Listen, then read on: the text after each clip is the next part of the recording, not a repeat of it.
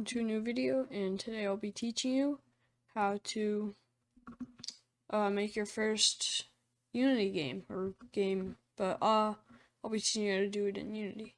So these are just a bunch of my projects, but I'm assuming you have it installed. I have an older version, doesn't really matter as long as it's after 2019. So just to do it, just start a new project. Just before you do that, a couple of tips. Don't make any ideas too elaborate or hard for your first game. Do something simple and build up after that. So just hit new project, and you'll just get a bunch of these. Some of these are presets, so for example, karting micro game. This would create an automatic game. If you're gonna upload this, I probably wouldn't, since there's really no point. For this, I'll just be doing 3D. Yeah, name it whatever. I'll just name it game thing. And then just hit create project after you pick the location. Create project, and this might take a while to load, depending on how good your PC is, or laptop or whatever. So I'll see you when it's finished. Hi everyone, it just finished loading, and I got this. When you load in though, this won't be here. Same with the plane. I just added that. And I made some code, made a folder by right-clicking, hitting create, and do C#. Then went to here and did the same thing to create a C# script. I added this plane by going here, 3D object, and added a plane. So the plane, I put on a rigid body, which is sort of like an add-on to something. So the rigid body gives it gravity. It's a pretty important thing to learn, but you can see it falls. And then when I do this, remove component, do this, does not fall. Now, let's open up the script quickly. There's a bunch of random stuff in this. I don't know what this is here for, but you can do a lot with code, so I'll just be describing what's in here. These are just basic stuff.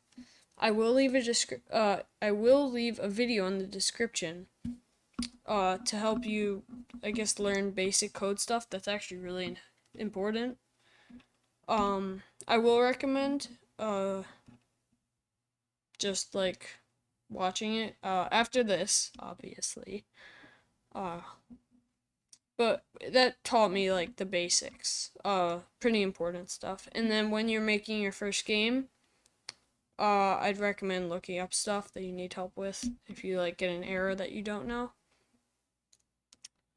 You can also watch other videos as well that can help, but I would not recommend doing specific topics or taking other people's code that you don't understand. That just doesn't teach you to make your own game.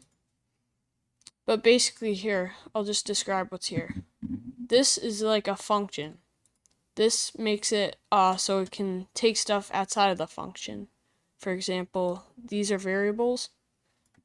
Since this is public, and these are, it can take variables. So if I were to type, I don't know, what would I type? Debug.log. And then the way this works, this is sort of like a noun, and then this is an adjective, like an add-on. And to add it, you just add a period. And now to add text, you just hit, put it in between quotation marks. I won't do that right now, but also finish your line with this at the end. That's very important, unless it's like an if.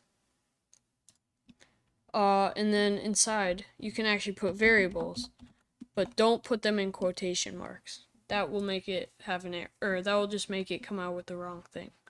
So now, this, you can, since this is public, you can change it outside of the code. So in the editor over here, if I go to whatever I put this on, I'll be able to change it. And this is a different type of variable. Integers, a number, same as so is float. Bool is true or false. There's a bunch. Rigid body is pretty different. It's like it's this thing that was on this, but it's basically you assign the rigid body to the code so that you can change the rigid body through code. So once you assign the rigid body to this, try to get the component of the rigid body by doing this, and you can change it. So yeah. Then you can do if. This is an if statement. You just do if, and then in parentheses, write whatever. So I did a if space key is pressed, then it will do whatever's in these. Make sure to add these.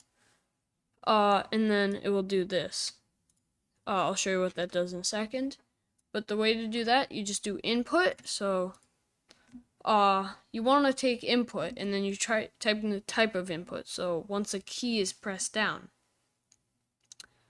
and then in these parentheses, you just do key code, so it knows it's a specific type of key, and then dot, and then the name. So you could do space or just A, or I'll just keep it as space. That's pretty much the basics. Now I'll show you what this does. I'll save this, just exit out, or you can do Control S. And now we're just gonna drag this onto this. So just put that there. Now you can see this doesn't have a rigid body, so we'll add one by adding component. And now you can see I can drag this right here, and it sets it as a rigid body. Now I'll set this number to 3. Now this is a console, so when you do debug.log, it will come up here. So let's just hit play. So now I'm about to hit space. Oh yeah, since that is a rigid body, it falls. I hit space, the number 3 comes up.